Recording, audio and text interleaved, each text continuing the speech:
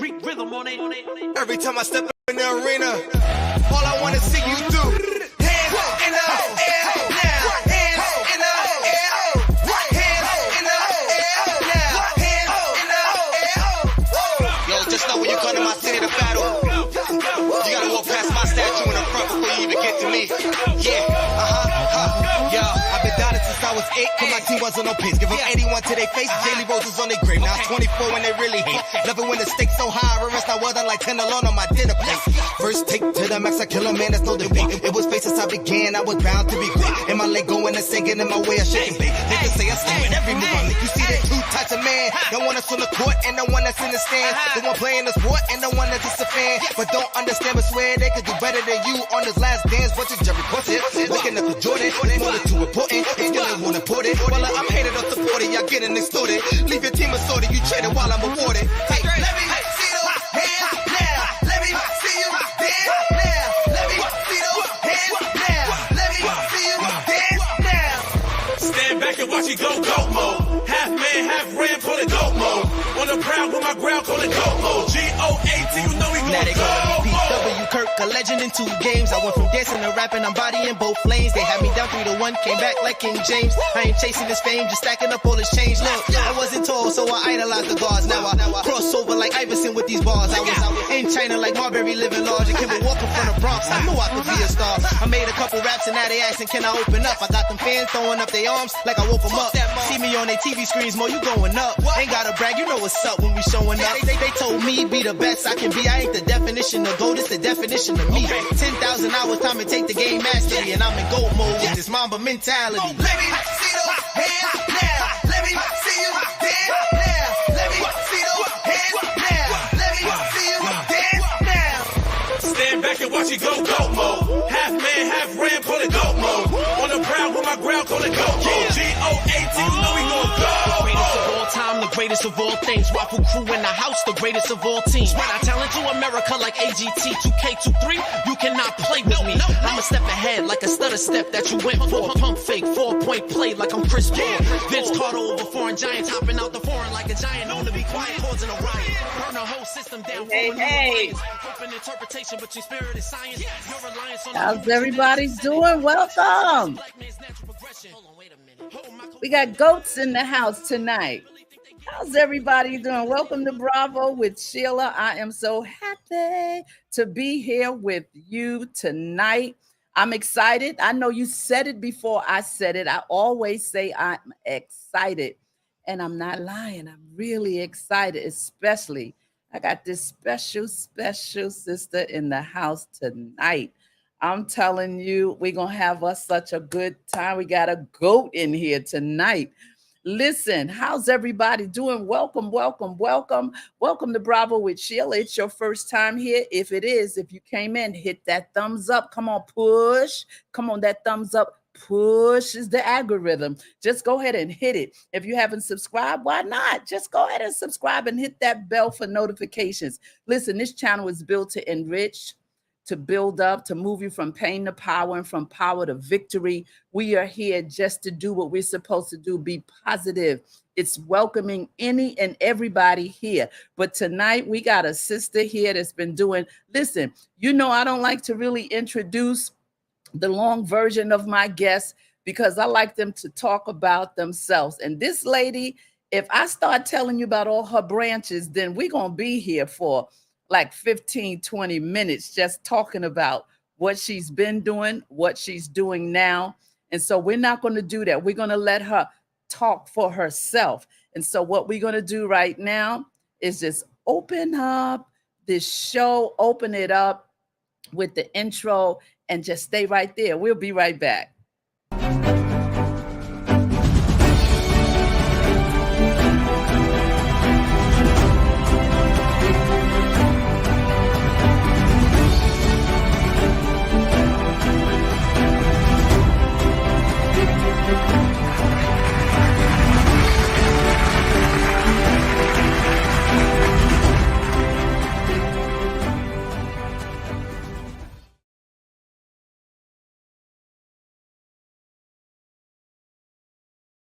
We are back. Listen, Brown Eyes is in the house. That's all I have to tell you. I just love her name, Brown Eyes. It's just so, it's sexy, it's strong, it's all of those things together. But Brown Eyes is a longtime female hip hop activist and community organizer, okay, who began performing and leading in the late 1980s. Brown Eyes has created and performed inspirational raps that have touched the hearts of all who encounter her.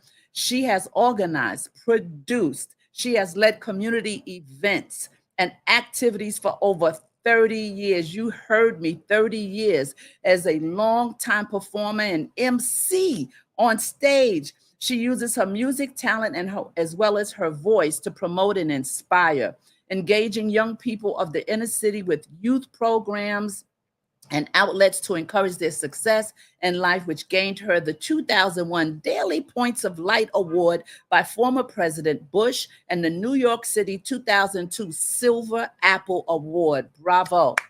She began her journey organizing and performing street outreach, directing hundreds of youth and community members to learning new life, performance skills, and on and off the stage. Brown Eyes is now the host of her podcast show, Community Vibes with Brown Eyes, where she uses her platform to interview various people in the community to shed light on the great work and resources created by leaders, activists, non-profit organizations, and residents. Listen, I told you, I'm stopping there. That's not it. I have to stop. She's going to fill it all in for you. So let me bring to the platform, the Bravo platform. So happy to spotlight her tonight. Brown Eyes. Hi, sis. How are you? It's so nice to be here. Thank you for inviting me on the show. I'm very excited to be here. Yeah, we're excited. I'm excited and you're excited because you have so much to give, so much to chat about. And, we talked early and it's not this structured interview.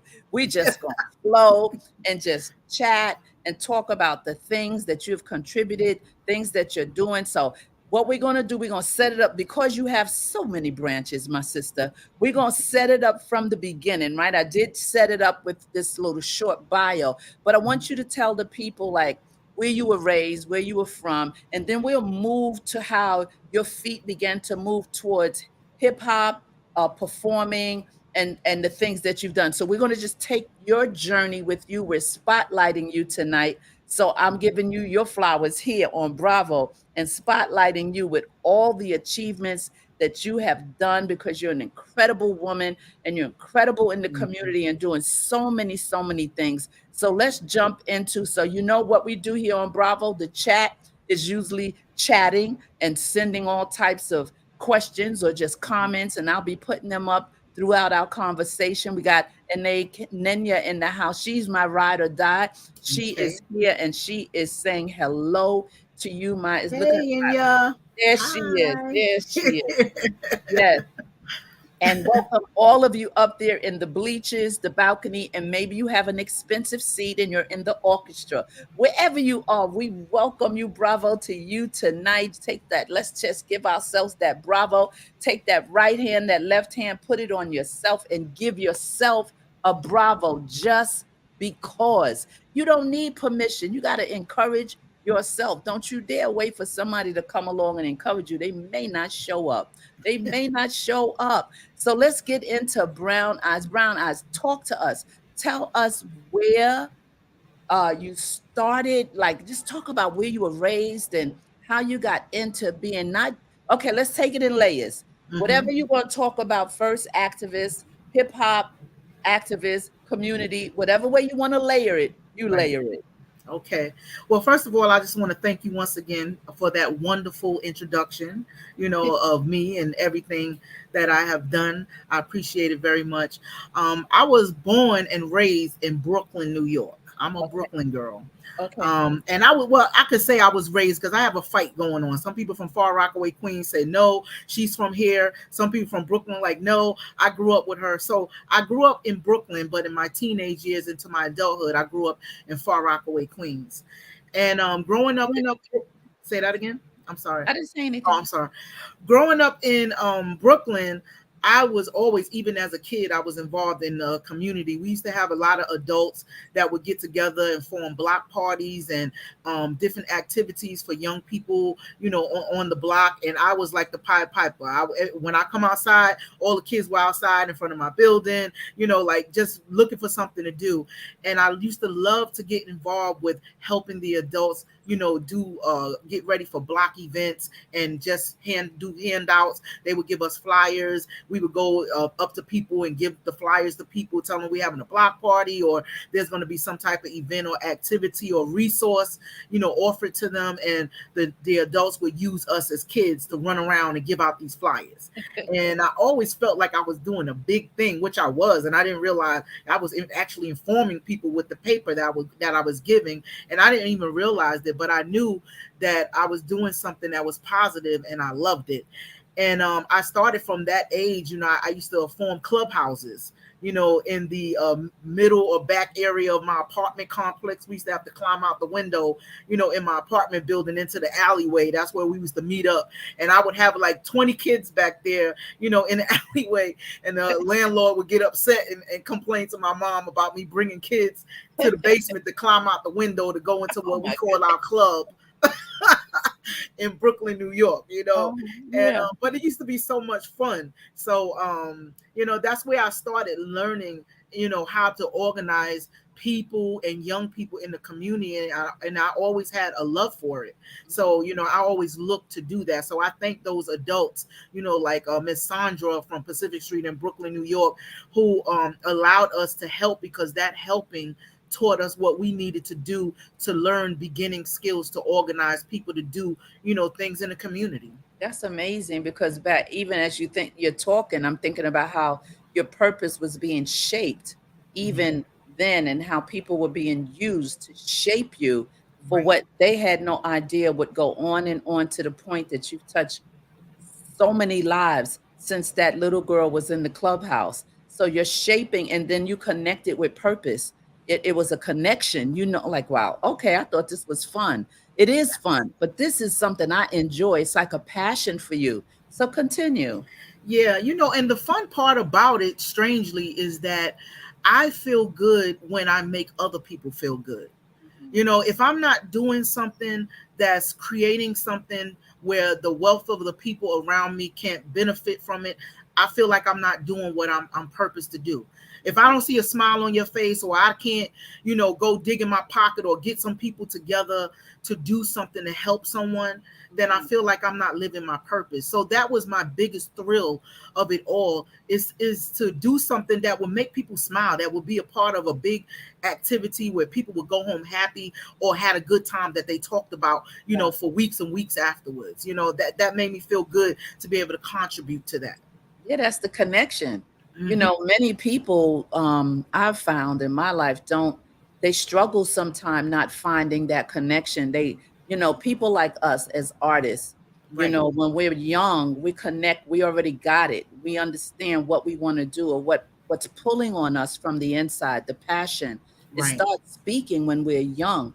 And I find that a lot of people, that crossed my path have struggled. I thought it was normal that you would know what you're supposed to be doing, but not so, and they would share, like, I don't know where I'm supposed to be. And they would go from job to job, from place to place. And they really was trying to find their niche and find out what they were supposed to be doing. So it's gratitude, I think, for us to know from early on all the branches that has been placed on us in the creative world and community and everything, where a lot of people, I always think about that when people say, I don't know where I fit.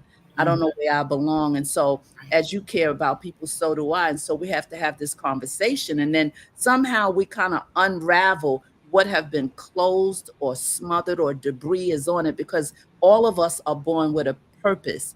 All of us have that thing inside of us, but sometimes based on where we've been in life, what the trauma, whatever we've gone through, it tries to smother the very thing we're supposed to be doing. Absolutely. And I'm glad you said that, trauma, because I think a large part of why like they always say that sometimes bad things that happen to you in life was necessary for you to become who you are. And I think because when me and my brother were younger, I used to get abused by a babysitter when I was younger, and I always felt like, up against this big person, that I, had to fight, on my own. And I always felt like it was me against the world. And so when I saw young people, even at a young age, that did not have the support that they needed, the family structure that they needed, or in the streets just looking for some type of connection to a family or people, I always drew to them, they drew me, because I felt like I needed to do something, because I remember I was that little helpless kid, in that situation, where I didn't feel like there was anybody there to help me. Yeah. So that trauma situation, a lot of times when people go through trauma, I always say sometimes those things work out for our good, because if we didn't go through those things, we would not turn into the people that we become to help the people that we have the desire or the passion to want to help.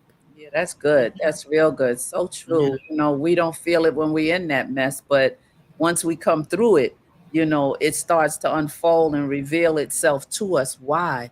And then that's why I say, whatever you have now that you've gone through so many things, us as people, it doesn't belong to us. It's for us to give it away. We have to Absolutely. then give it back, give it away to Yeah. someone, continue. Absolutely. So once And you were in Brooklyn, no, go ahead. I want you to do your thing. okay. No, well, I know you get ready to go into the how did you get into the hip No, hop thing? not yet. Okay, Not yet. No, Okay. you Okay, I'm still in Brooklyn. You're still in Brooklyn. I'm still in Brooklyn. Did you go to school and all? Yeah, you're still in Brooklyn. Yeah, so I went to school, junior high school, 178, junior high school to John M. Coleman on 271 on Herkimer Street in Brooklyn. And then I went to many high schools, because I can't lie, I was a troubled child, from the environment that I grew up in at the time. Everybody know in Brooklyn in the 80s, it was a lot of crime, it was a lot of gun violence, it was a lot of, just things that young people did not need to be having any type of experience of. I've seen people lose their life in the street right before my eyes, taking their last breath as a 10, 11-year-old, just standing outside. There was no counselors then. So, you either grew very fearful and didn't come outside, or you was like me. You was like, well, I'm going to come outside and I'm going to protect myself. And I became, a very rebellious, young person. And, I started, I had to go to a lot of different high schools, because I got, superintendent suspensions from like 2 different high schools, I get it. But it wasn't because I wanted to be negative. It was because of my environment. I was angry. I did not know how to deal with it. They don't give counselors in our community as they do to young people today, when they see tragedies or they experience that. So there's no way, you don't know how to get these things out to make it into a positive thing in your life. So I had to go through, what I had to go through. But I did have adults in the community that recognized that I was bigger than what I was behaving, and they took me on, they took me in as family, took me places. And, when my mom was at work or whatever, they would look out for me, and I really appreciate them to this day. So that's why we need community. It takes a village to raise a child. So I was that child that needed the village, to take care of me, because I was going through a lot of things I didn't understand. That environmental impact will do a number on you. Environmental impact and learned behavior. Ooh, it'll try to shape you and just dissolve you and speak to you and get in your head. But again, all those things were part of the journey. It was pieces of what you were going to be able to be identify with. Because we can't identify with people. Sometimes people judge people, right? They don't even take to account what they came through or what they lived in, right? But that environmental impact and that learned behavior can sometimes shape us. But see, that passion and all those things that's speaking brings you through that. So that's amazing. That's amazing life story. Yeah. Amazing. I always say that I was the kid that everybody wanted their kids to stay away from, and became the adult that all the people brought their children to. especially when they were having issues, and they said, can you talk to them brown eyes? Can you, take them with you under your wing and maybe introduce them to some new things, and that's how I know it was nothing but God that, was walking with me, because, I had to go through those things so that I could understand certain emotions and feelings, so that when I deal with young people that were going through that, even to this day, I know the feeling because I was there, and it means a lot, to be able to talk to them and they understand and I can understand them. Absolutely. Absolutely. I got my moderator in the chat doing her thing. My ride or die. She is saying, hey everybody, we are so happy you're supporting at Bravo with Sheila Network by listening in. Please, pretty please, gently tap that like button. Go ahead and hit it. It takes a second to do it. It takes 1 second to do it. People don't realize hitting the like really means a lot to content creators. Yes, yes, yes. You got to move this stuff, kick that algorithm a little bit to the side and to the left and to the right. Arshawn is in the house. That was a great live you had a few minutes ago. Thank you, Arshawn, for being here. I really, really appreciate your presence. You have someone here that is greeting you. Her name is Karen Williams. Karen Williams, Minister Williams. Minister Williams is in the house. All right, Minister Williams. All right, welcome. Glad you're here. Glad you're here. Thank you. Am. So let's keep moving. Let's keep moving. So Brooklyn school. You're still in Brooklyn. You're not out of Brooklyn yet. Not out of Brooklyn yet. Okay, go ahead. Straight out of Brooklyn. Come on, keep on going. Well, I met a lot of people. I grew up in Brooklyn with a lot of people who became, entertainers like Schoolman Scrap, Big Daddy Kane, Biggs Markey. Like we all lived right around the corner in the general area of each other, and we all basically started performing around the same time. It's like an explosion took place, in Brownsville, Brooklyn, with all these different performers. And, as a young person, I used to like when they had the DJs in the park, because they used to have DJ battles in the school parks. And of course, they would steal the electricity, borrow the electricity from the light pole. They wouldn't be able to do that today, but they used to borrow, the electricity from the light pole, and they would have, battles in the park, with DJs. Whoever could pull the biggest crowd to the one end or the other end of the park would be the winner of the night. And I would love that. And I was around 10 years old during that time, 11 years old. And my mom used to get so upset with me because I would run across the street and she would have to come out after dark and find me.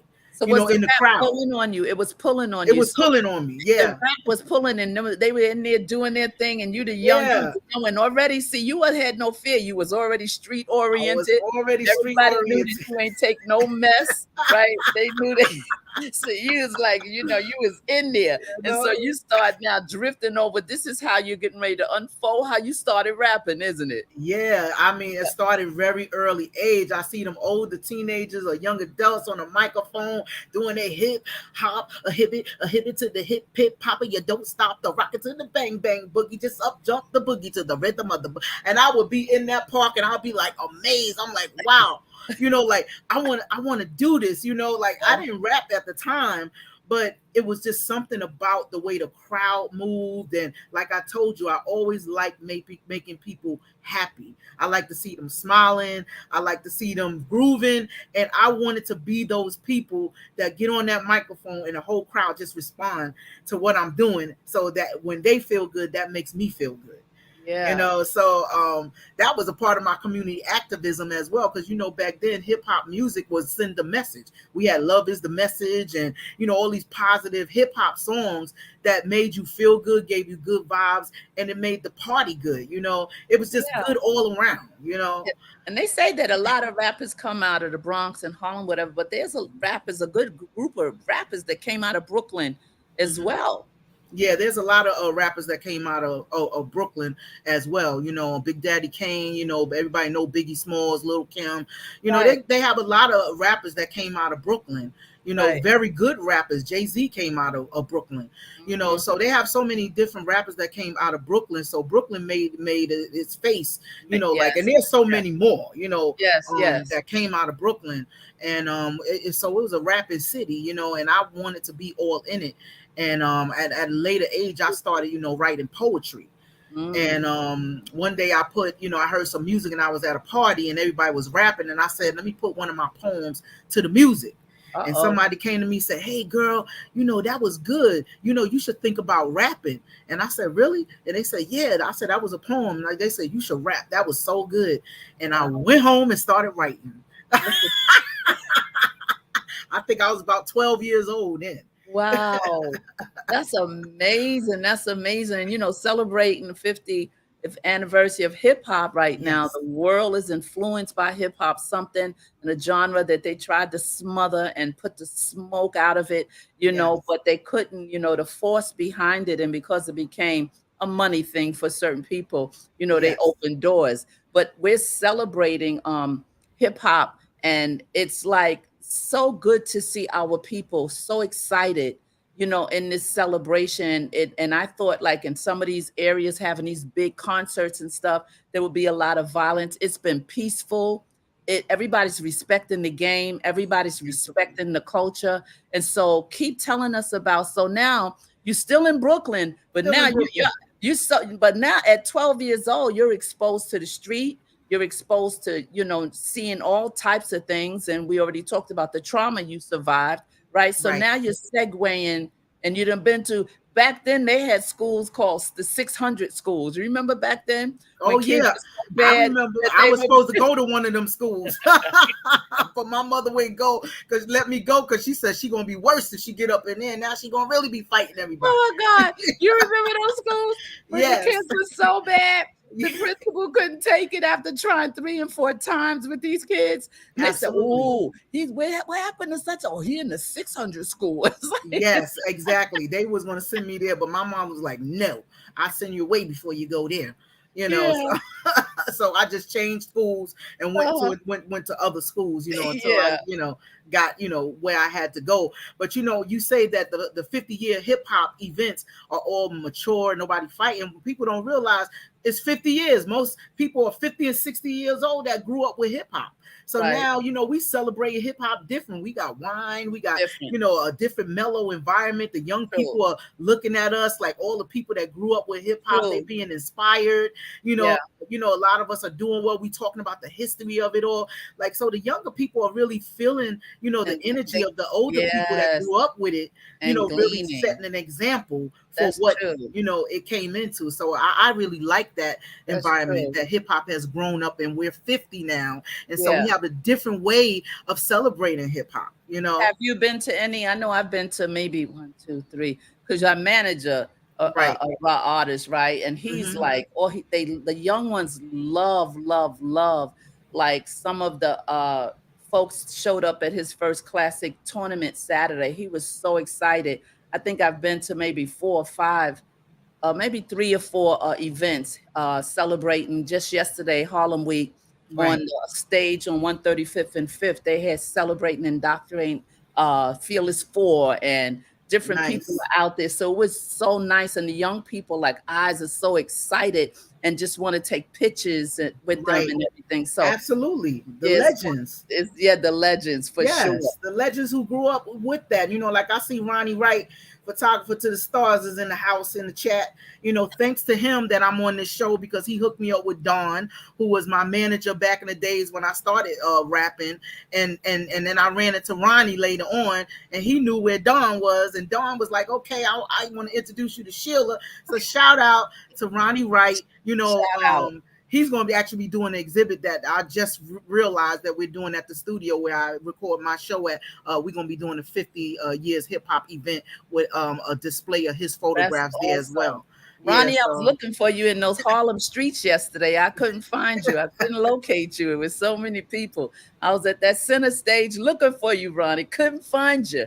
Couldn't find you. I appreciate the support. And I got a lot of support, like from Minister Williams. And then I got another Brooklyn brother in here, Chinky. Thank you for the shout out, Chinky. I was talking to him earlier before I got on the show, and he pumped me up and boosts me up from the ATL. He's in Atlanta. Thank you, Chinky, for being always supporting me all these years. It's good to have friends that you can still talk to and still be cordial with after all these years. Those are the real ones. So I appreciate Chinky, and thank you for tuning in tonight. Thank you so much. And you got folks up in the bleachers in the balcony and the orchestra seats that's not in the chat. So I'm sure some of your people are up there too. Some folks just don't like to come into the chat. And then sometimes they say, let me ease on over there and say something. And Chinky, he put this comment up. He says, we like the hustle you have. Oh, he like my hustle. Yeah. Yeah. Those are my Brooklyn peoples. They like my hustle, my swag, whatever. Sean, a content creator, good brother in these YouTube streets. He said Brooklyn all day. UK all day in every way. I say. So we better watch it before you just go ahead and start spitting on here. We better watch it. We better watch it. All my Brooklyn people in the house. We're going to have you just turn you up. We're going to turn you loose in a minute. So let's keep talking because we're going to segue into, that's why I said there's so many branches to you. Like I want you to layer it. So now that we're in Brooklyn, I want to know what happens after you ran home and you were 12 years old and you picked that pen and that I'm sure it was some loose leaf paper and start writing your lyrics. Right. Tell me about it. Well, I wrote a couple of raps, and I mean, I didn't even want to go outside. My mother thought something was wrong with me. I was in my room, like writing. I wanted to do this so bad, so the first opportunity that I got, when they had one of those park jams, I got out there early. And I told them that I wanted to get on the mic, and they was like, all right, just step to the side. We got a lot of people, like they didn't take me serious at all, and then later on in the night, a young lady, she was a little older than me. They was like, why don't y'all let the little one on the microphone? She trying to get on all night long. We need some feminine energy out here. Let her get on. And so everybody was like, yeah, let the little girl on the mic, because I was like 12. And so the DJ is like, all right, we're going to give you 3 minutes. That's what you get. You know what I'm saying? You real quick. We're going to let you on the microphone. So I got on the mic. I was so nervous, but everybody was like, they was, like cheering me on. This happened in Brooklyn. I'll never forget, on Pacific Street in the back of PS 178 Park with DJ Rick and the Master Blaster crew. I would never forget it. Okay. And and I went, it was my turn, and I went and got on the mic, and everybody was like, oh, is she gonna rap? And I started, everybody's whole face changed, like, oh my God. They just went crazy after like a first couple of sentences. Right. We went crazy, and then I just went in, with the rap, because I have been practicing for a long time now, And after that, everybody was like so happy. My mother came to get me and said I was supposed to be upstairs, and they was telling my mother, oh no, leave her down here. We'll watch her, please, we'll make sure she get home safe or whatever. And they wanted me to stay. And the next day, they bought me a t-shirt that said my name. It was Nikki on there, Nikki B.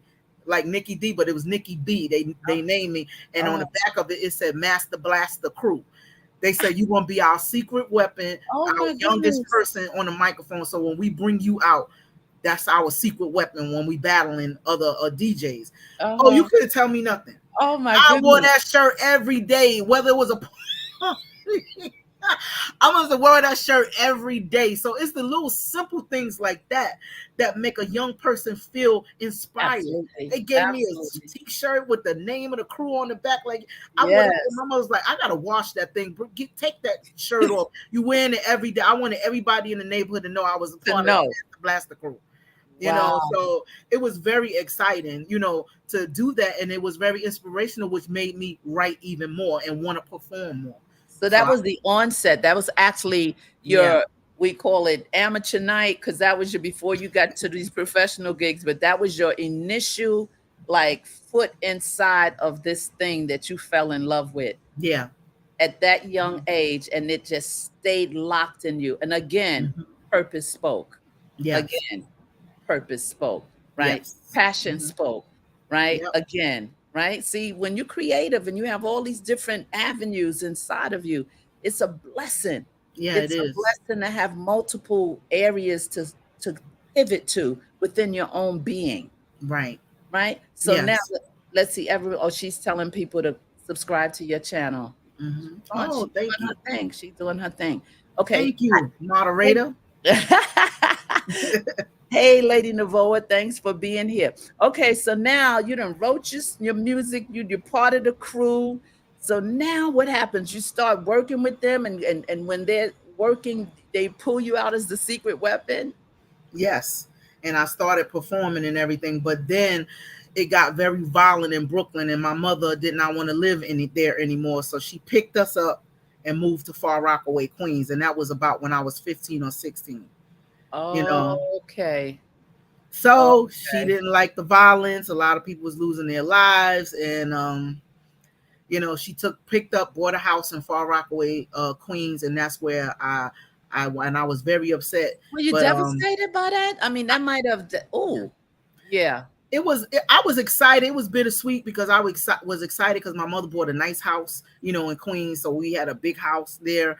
But all my friends and everybody, I'm talking about you know, Smooth the Hustler, Trigger the Gambler, all these hip hop artists, you know, like that was coming up, Mobb Deep, you know, everybody that I made friends with, you know, Positive Yeah. K, all these rappers, you know, that I knew, you know, Yeah. from there, you know, I left, and then I had to start all over again in Far Yes. Rockaway, Queens.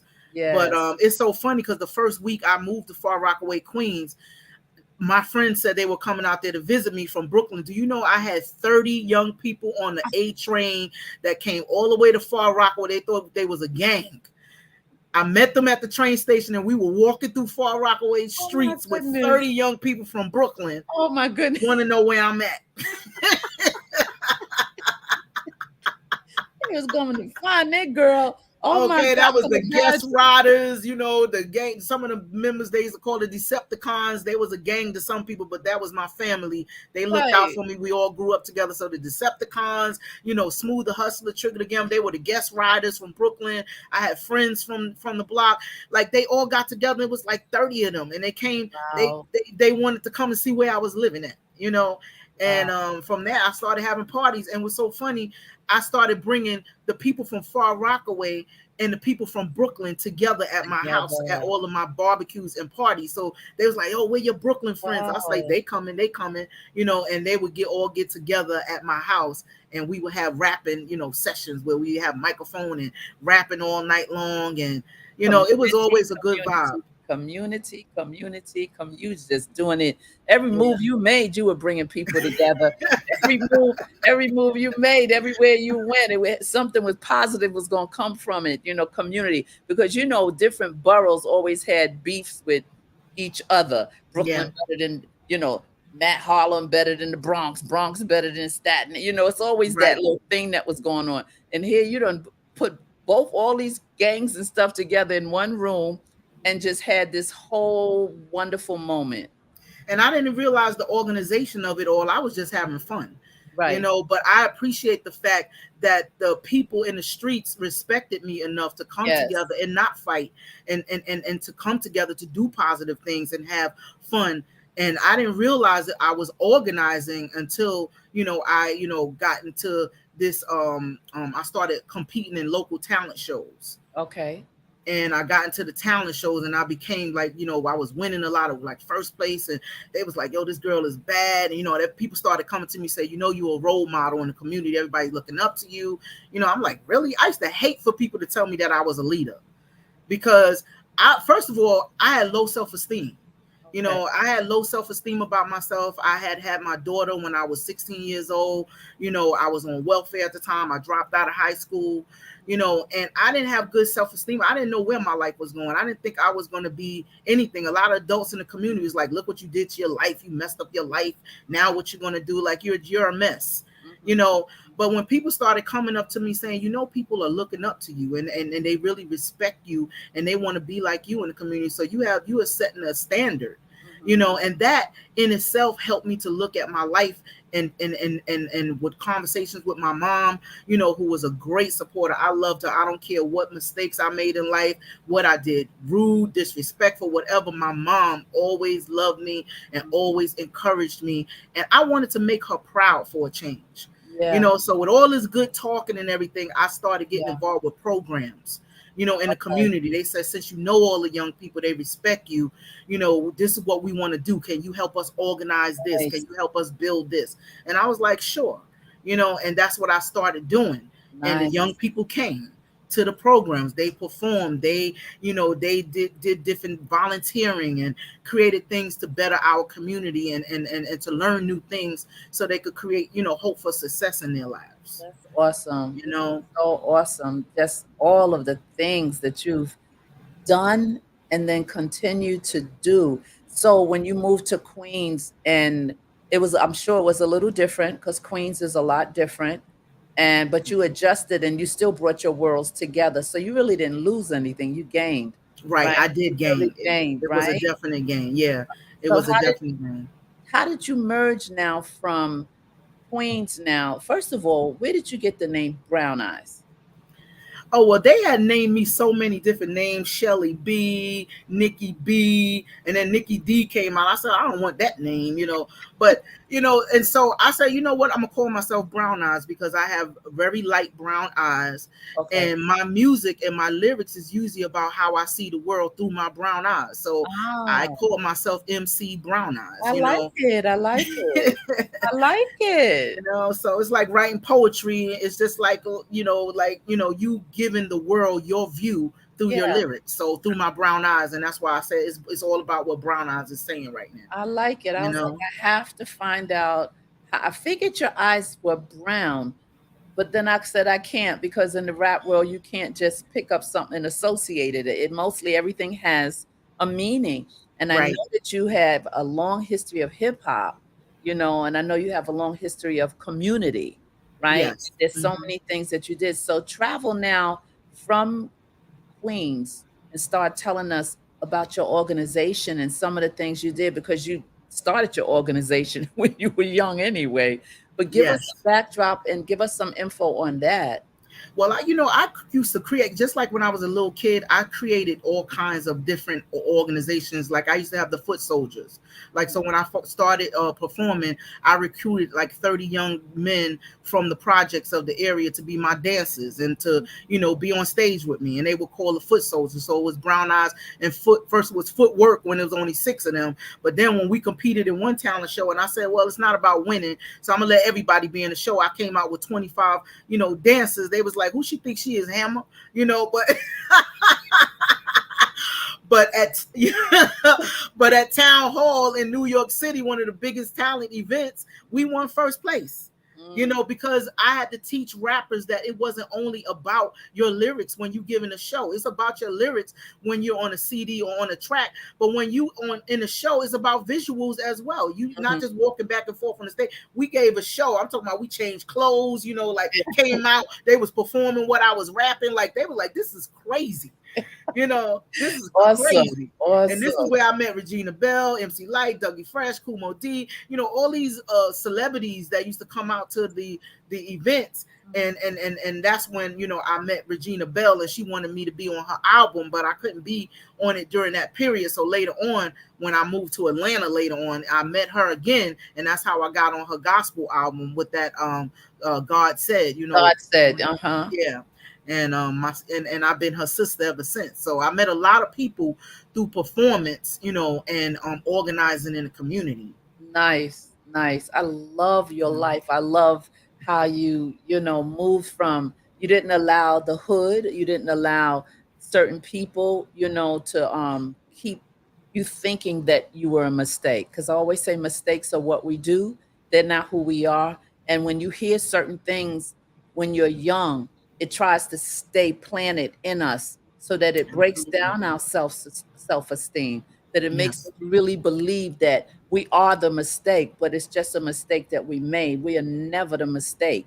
Right. But I thank, God for all of the people that came, and as one word was coming in, another word was coming in, right? Absolutely. When the ones Yeah. that said, you a mess, you a mess. The other word was like, we need you. Can you help the community? So they Absolutely. couldn't have gotten somebody from anywhere to come. And you have to live certain experiences in order to give back to people and to identify with people that are going through what you might have gone through. The identification is when people begin to trust you because they know you're not a liar. You know Right. they know you're authentic. And so you being authentic and being a female, they felt your love because that's how we opened this broadcast. You was like, you want to show love, you want to see a smile, you Yes. know, you don't want people to deal with or go through what you've gone through. So I just think it's bravo to you. Bravo to Thank you. you so much. I give thanks and honor to God, first of all, because I could have been so many places. Mhm. I didn't even have to be alive because I have so many friends that Amen. didn't make it through a lot of things that I was, involved in the same types of situations, but I'm still here. And Absolutely. I always say that God uses who he want to use, but sometimes, most of the time when he uses people, it's people who have been through a lot, because when you've been Yeah, through a lot, you can show people the path to escape where you were, absolutely. and Absolutely. you can help people through ministering to them and Absolutely. being honest and real about how you came out of what you were in. For sure, God doesn't use anybody that's not flawed. We are flawed people, and Mm-hmm. every person in the Word of God or whatever, they were flawed, and Yes. that's how He gets glory by seeing what can come from a flawed individual, right? And Right. so, Absolutely. He won't get no glory if everybody's perfect. Like everybody That's think it's right. all about them. You're talking about a spirit of pride. Everybody, it's all about me, you That's know. right. But when you That's see right. God's hand on you, all you can say is, listen, this shows you that this wasn't me. This was the Lord Himself, Yes. So, okay, so keep on, because I know you. Come on, we moving, we moving. Well, I started organizing young people to come into, the programs, and I used to produce talent events. But those talent events, in order for you to be in those talent events, you had to participate in performance workshops where you had to create with other young people, skits based on the issues that you were facing in your environment. And those were very good workshops because they would come together and they would tell, the tale of their communities about what they wanted to change, what they didn't like about their community, and some of the things they wanted to create in their communities, and create these performances that they would film and they would show to people right before they go on the stage and perform.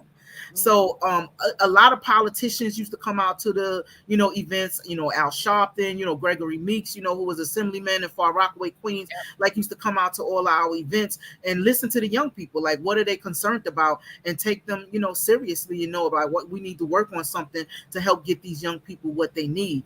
And Yeah, that was the beginnings of my organizing physically in the community. And I organized a lot of performance workshops. I created a workshop called Rap and Reality that I still do sometimes. Whereas it's a performance workshop that's teaching people that performance is not just about singing and dancing on stage, but it's about everything you do in your life. What you wear every day is your costume you wear when you walk out, how people want to see you, how you want them to, see you in your own light, in your own yeah, expression, and then how you could perform in any situation, in anger, emotion. You choose the performance that you want to perform. It's up to you. You control that. You can either let somebody get you upset, and go out of control, or you could say, hey, I'm gonna take a hold of this, performance and show you something different, oh and create wow, a whole different ensemble of what they're trying to egg you into doing. So performance is big when it comes to therapy, when it comes yes, to creating something new in yourself and your own character in real life. that's so So I started getting involved in that, and I did that for a couple of years, before I moved to Atlanta. And I met another group down there, and I started doing it down there too, in College Park and East Point and different parts of Atlanta, working with young people as well and adults, to do that, That's awesome. You're performance. right. That's so. So now you don't segue into the therapy thing through the arts.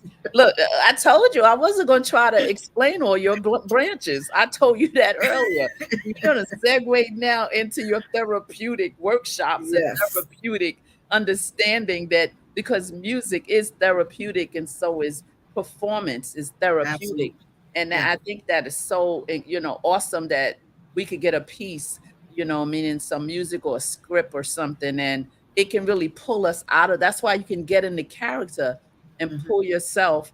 I don't know if you know Lisa Banks, the one that we've been doing her animated movies through Dawn. Did Dawn tell you about her? No, I didn't. He didn't tell me about her yet. She wrote a movie. She wrote a lot of them. Very talented, like yourself, but she writes scripts. And she just completed something called Stevie. It's on YouTube. You could check it out. It's animated and Okay. he was on last. last month, and we talked about Stevie, and we talked about the acting part, and I play Stevie's mother, and she said everyone was calling her, asking her who played his mother, how did she play it to that degree? And so Mm-hmm. Lisa turned, she wound up interviewing me on my platform. Like, well, Sheila, I want to ask you, like, how did you get that emotion? How did you find that emotion in Stevie? Because people wanted to know, how did I tap into that? And I had to explain to her that I tapped into the pain of my husband being murdered the day my daughter was Wow. born. I was married Wow. 4 months, and my husband Mm-hmm. was murdered the same day and had only been married 4 months. And so, one part of the movie, Stevie, is a part where something, I won't tell you because I want you to see it. Something Yeah. happens, and I just went deep, deep, deep inside Wow. of myself, and all of this came out. This whole thing came out of me through the piece, through the script, right? Wow. Yeah, I just touched bases, but after I did it, I was like, it measured. I had a measure of where I was still and feeling the loss, Right. right? Because you never Mm-hmm. really get over it. You just That's have to true. keep living, right? You just Right. have to keep living. And sometimes we tuck things away. Mm-hmm. We tuck it away, and I always say we put it in the broom closet and turn the key and just leave it. But sometimes we got to open that door. And I tell Absolutely. people, let's open the door and let's deal with what's in that closet, right? Because that door holds some dynamite and explosive things in it. So having a platform that you've created, allows people that you don't even know how they might be suffering in silence, how they act out, like you said. And I love how you said, if you angry, if you this, if you that. So you put no limitation, no Right. limitation. And then they acted out. It's freedom and liberty in that. Yes. It's a lot of freedom and liberty in that. And a lot of people don't even know that even actresses and actors, before they do movies and plays, they have a lot of what they call actors games. And they play games. And what those games do is that builds chemistry between them, so that when they're performing, they have a more relaxed or better chemistry Yeah. with each other to look real, in their roles, as they play roles against each other or with each Yeah. other. So Absolutely. that performance thing is a real thing, and so many people that I've, my rapping reality, it was honored to be at the last Dalai Lama's Peace Summit Yeah. here in Newark, New Jersey. I had a Yeah. rapping reality for peace workshop that they had in it, and I had people from Switzerland. I had a priest in there, like Catholic priest in there. I had so many people in there, and they all loved the workshop. There was no kids in there. The adults loved it because we created this big collaborative rap together with the instrumental music that I had there, and they Wow. loved it. They loved it. It Are was you very still doing therapeutic for me. that? Are you still doing it? I stopped doing it once COVID happened, and Okay. that's when I started Community Vibes with Brown Eyes, because I Okay. needed to have another outlet to be able to continue to do community work. Okay. But I still can do it, and I think I'm going to start doing it next year again, now that COVID has sort of settled and people are gathering again.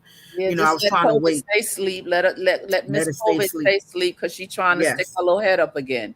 Right. She Yes. she really trying to come with a whole nother color right now. So Absolutely. yeah, Yes. so Got we to the saints, safeguard we gotta yourself. be praying and rebuking stuff. And Absolutely. Okay. Exactly. so let's talk about currently where you are, what you're doing now. Right. Currently, I'm in Irvington, New Jersey, and I Mhm. started Community Vibes, during COVID, because everybody was online, and I wanted to start talking Yeah. about community work. I started out audio. I was on iHeartRadio and TuneIn Radio, and Google Podcasts and all those, Mhm. Amazon Podcasts. And someone heard me, and they said, "I really like your podcast. Why don't you go live?" And I Mhm. said, I never thought about that. And lo and behold, the first year after I started that in 2022, January, I started going live on YouTube, and it just exploded. And originally, my show was for people in the community that you would never see or hear about, mothers that gather children up, feed people, or work in the soup kitchen. And it's still for that. But I started getting a lot of directors and Wow. politicians and all these known people that was like, "I'm gonna come on your show." And I was like, well, you already known, why do you need to be on my show? But then God revealed something to me. Mm-hmm. My show is not just about what they're known for.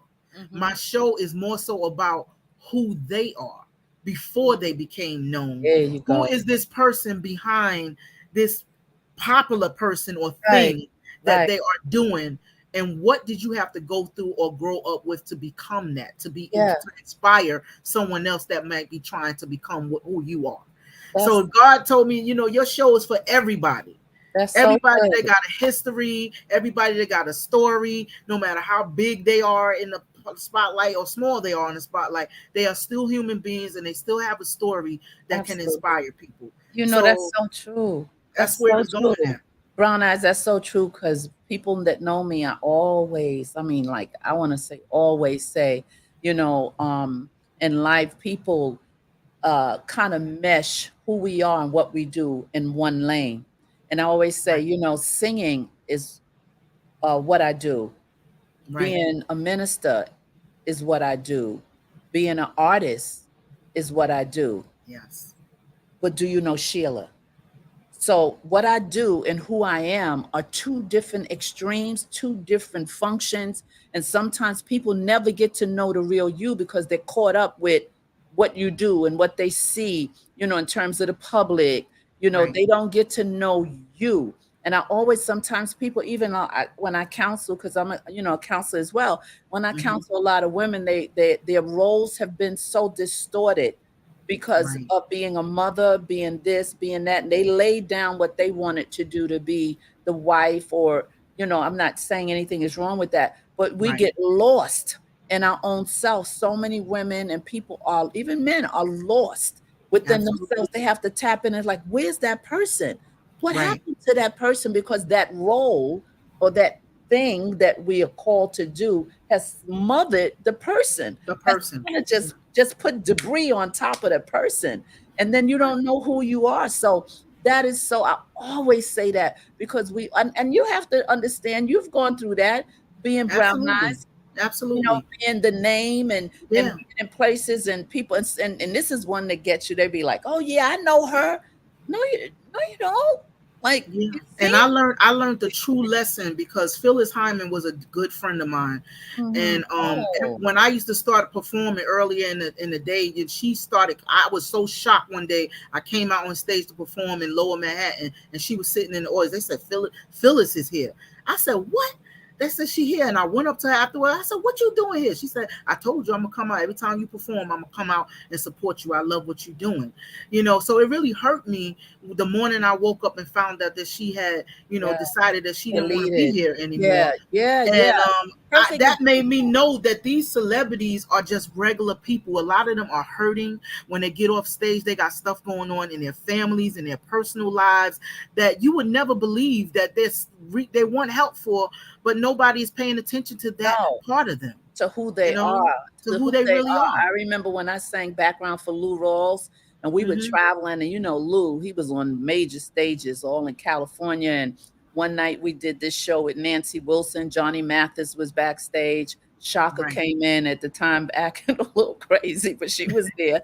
And Nancy Wilson, somebody, when I was so young, I used to sit in the middle of the floor, and that's when we had hi-fis. And I would put the right, needle on the record and sit there saying, "Guess who I saw today?" I used to fall in love with all her songs. And my sister would be like, "Ma, tell Sheila take that music off." But it was something about her that I got connected to. So when I had the opportunity to be like in her dressing room, right, just to see her. And when she got on the stage, we were in this circle round theater in California where the stage turns, but it was something about her that was like, I kept staring at her, and I looked, and when she got on stage, she came off and she began to weep and cry, and she was on the wall crying. And I was hmm, like, well, somebody go talk to her. And it was like, nah, nah, nah, we ain't saying nothing. But at that point, she was going through a hard time in her life. And right, from what I understand, allegedly, she had been drinking vodka like it was water. So she was messed up emotionally. yeah, And you had all these people of other persuasions, if you know what I mean, out hmm, there in the audience waiting for her to perform, gave her a standing ovation, and she's on the wall can't even get back out there. I was like, oh my God. Yeah. I'm like, oh my God. And I'm looking at her manager, and then my heart is bleeding for her. So what we do is not who we are. Right. Right. And once you brought up Phyllis Hyman, come on. Yeah. A lot of people don't know. A lot of shows that I did where people say, oh my God, you did so good. You know, once I got off that stage and I went home and closed the door and I was the only one there, I was not happy for a long time with my life, you know, and that's why I understand it. And I had to get into a spiritual relationship with God in order to pull myself out of that, because there was no human being that was going to do it, because people fail you no matter what their intentions are to be good to you, you know. So I had to learn how to, you know, cry out to God and pray to God and have a spiritual relationship, because without that, you know, when people fail you, where else do you go? Oh my. And people you the least expect to fail you. Just, you Yeah, know, not and absolutely. it fail you, betray you. We can go on and on with the Absolutely. checklist. There's Oh, a we could question, have another show on that. and we will. There's a question in the chat. Mhm. So okay, there it is. Do you feel your relatability to hip hop helps you reach more youth in the community? Absolutely. Absolutely. Because everybody loves a message in some music that make them feel good. And not only does it reach the youth, but it reaches the adults as well, especially adults that grew up hip hop. Because when they hear me, they say, now that's real hip hop right there. And it brings them back to a time where they felt good about life and where their changes came and want to look back and do great things. Yeah, yes. Another question for you from, hey, welcome one, Mike. Mike, he says, we all have the same basic human needs: love, understanding, and connection with higher power. Amen. Absolutely. Amen to that. Yes. Yeah. Amen to that. Amen. Absolutely. Because when we lose that spiritual connect, that part of us that people talk about the soul, well, we know the soul is what breaks us down. The soul ain't going to remind you of nothing good, right? Right. That's where we harbor everything we've walked through in life, right? And that's why Absolutely. our mind, the thoughts, we have to bring down those thoughts because it's connected to the soul. But so we forget about the spirit man. The spirit man, I always say, have to shut down the voice of the soul, you know, because you got to shut it down, because it's That's going to right. keep being a chatterbox. This That's is right. so good. We do have to do some more things. Definitely, definitely. This is a great show. You know, I feel the vibe from everybody that's tuning in. I'm so glad that you're here, you know, and there's so much more to talk about. It is. It is. And like I said, the numbers are moving up in the bleachers, the balcony, first, second balcony, wherever they are in the orchestra. Thank you for being there. I hope Yes. you hit that button when you came in, that thumbs up. And Yes. Superfood, let's see. I don't know what Superfood parent let's see what she say. They got me singing songs from some of the greats and truly feeling the strength of what the greats gave from their hearts. Yes. Yes, Yes. Rita. Yes. Absolutely. Absolutely. So Yes. let's keep moving. So I want to know, like, now that you have well, COVID, Miss COVID, we're gonna speak to Miss COVID. She got to go, Mm-hmm. right? So we want to know, like, what I know you said what you're planning to do. Where are you, like, right now in this present moment, and what you're doing? Are you doing interviews? I know you had Ronnie on. Right. That was an awesome interview. Yes. What do you have coming up currently? Well, coming up currently, I'm still interviewing. I just did an interview with Chi from the Chi Lounge, and we were talking about scams in our neighborhood, you know, what to look out for, you know, Oh, telephone, email, you yeah, know, street scams, car scams, like bank scams. There's so many scams out there, yes, you know, like we were talking about different scams that people need to be aware of to safeguard themselves and their finances and their well-being. And after that, I have, I'm going to have, oh my God, from Lil Nat from Hot 97. We're going to be on next month, and we're going to be talking about 50 years of hip hop, and we're going to be talking about her experience on Hot 97 and the female hip hop artists that are oh, not getting as much attention in this 50-year hip hop thing. Look, we've been struggling and that's long true. enough, and we need to bring some light to the female hip That's hop true. artists that paved the way for other females. So we're going to be talking about, some females in hip hop, and from there we're going to go on. I'm going to be talking about some mental health, bringing people from a mental health organization. But we also doing a 50 years of hip hop event at Bravery Studios on October 14th, where Ronnie, the photographer for the Stars to the Stars. will be exhibited there, and then J Love from J Love Fashion Youth and Etiquette, she's going to be there. They're going to have some hip hop fashion. A couple of different producers and people are going to come there to celebrate 50 years, and the people from the rappers from New Jersey side that paved the way. Sugar Hill Gang started out in Inglewood, New Jersey. True. It would be only right, even though I'm from Brooklyn, but I live in New Jersey now, so it would only be right to celebrate the hip hop artists here and from New York as well. So I'm looking forward to helping to produce that, at Bravery Studio. Shout out to Marvin, the engineer and owner there, who actually is allowing us to come there to be able to do that and collabing with us on that. And so that's what I have coming up next year. I'm getting my lineup to bring more people on. Hopefully I can have you on my show. And we can continue the conversation on your side of the story. We can. Thank you for that invitation. I tell you, definitely, without a doubt, we can definitely do that. Like, I'm excited. I just think we're gonna be doing more than one collab. Absolutely.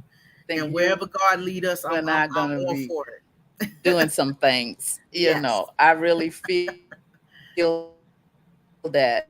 Yes. The connection, us to really more. Yes. Yeah. The Wi-Fi is acting a little crazy, but I really see that happening, and want you to come back, and share after you've done some of these shows and that you're talking about. Definitely, I want you to come back and be a regular here, so we could chop it up about some of those things. Yeah, we could just come back, because you are welcome. You are welcome. You could chop it up. It's much needed London, and much important. Amen. Landon Price, talk. Thank you, Landon. And one Mike Knight, Brooklyn. He got Brooklyn flaming. He got it Brooklyn flaming, sis. Yes. Got him on fire right now. New York is in the house. New York is in the house. Let's see. Super Food Parents said God has already orchestrated a part 2, leading into a series. We love this. We love this guest. All right. Oh my God. Thank you. I love y'all too. Love you very much. Bravo done adopted you. It's a wrap now. It's a wrap. It's a wrap. We a team now. Forget it. Now. Okay. God said. God said. Right. Absolutely. Absolutely. I'm telling you. I really enjoyed this. Yes. I'm telling you, I want you to share whatever you want to share and have the last words for our guests. I mean, people are loving you. I knew they would. I felt you. We felt each other. I want to know what you want to leave with the people, because you'll be back soon. You're going to be back soon. So it's not like you're going bye-bye for good. So just share something and wrap up this particular show. Okay, I'm going to wrap up this particular show by telling everyone that you can change any and everything that you do in life by what you perform. But I want to say it to you in my way. And I'm going to say it. You could change what you talk, your walk, the fork in the road, life choice you choose, performing the role, changing everything, a journey through life's open doors. Perform, reform people, the choice is yours. I give you the challenge to change things. For many of the same things, stuck on your luck, create and rearrange things. The choice is yours. Do you know or have a clue? Stay true to the game, but keep it true with you. You have the power to hold it down when anger comes around, the power to fix a frown when no one else can be found, the power to wipe away the tears. And you can do it there and you can do it here. You can change what you talk and what you walk and what you do by what you perform. And that's what I want to leave you with. Thank you. You did not just do that to us.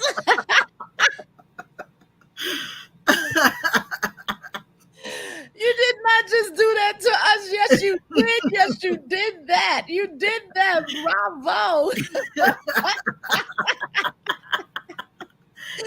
All right. Fire. I agree. Hearts. That's what I'm talking about. And then Minya, got the groove going on. I see all the fire, all the hearts. Thank you for the love. Oh, yes. Super food. Hey.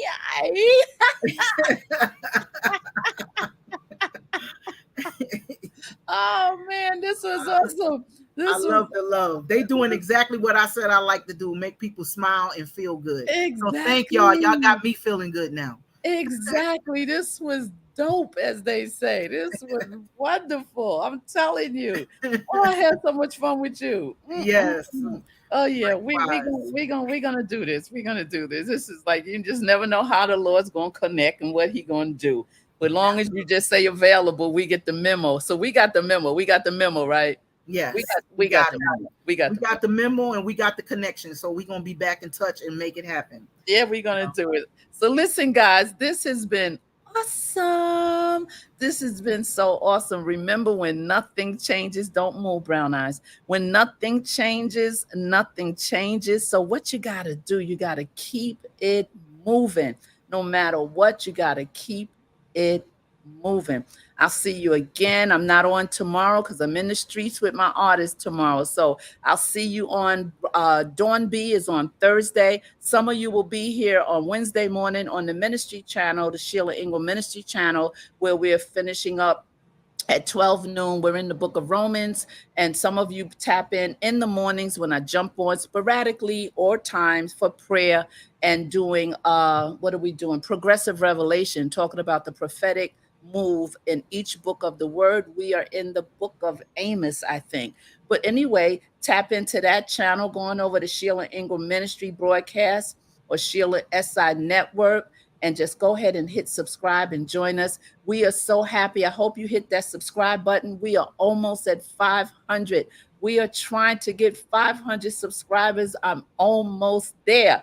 Almost there. That's a big deal in the YouTube streets. I know you're saying, 500. No, that's a good little number for a new YouTuber. So I'll see you guys again. Stay right there, brown eyes, while I close us out. I think I'll do a soft closing. Ciao.